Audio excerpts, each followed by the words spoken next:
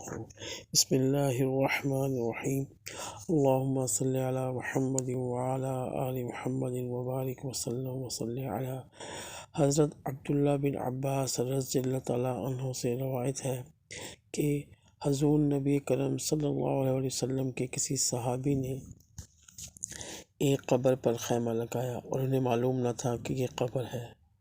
اچانک پتہ چلا کہ یہ قبر ہے اور اس کے اندر کوئی آدمی سورہ ملک پڑھ رہا ہے، یہاں تک کہ اس صحابی نے سنا کہ اس پڑھنے والے نے قبر کے اندر سورہ ملک مکمل پڑھ لی۔ یہ سن کر وہ صحابی حضور نبی کرم صلی اللہ علیہ وسلم کی خدمت میں حاضر ہوئے اور عرض کیا، یا رسول اللہ صلی اللہ علیہ وآلہ وسلم، میں نے نادانستہ ایک قبر پر خیمہ لگایا اور مجھے یہ خیال نہیں تھا کہ یہ قبر ہے۔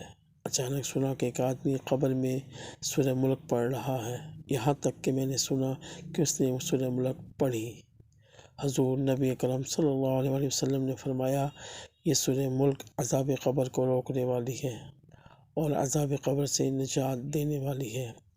حدیث نمبر 2890۔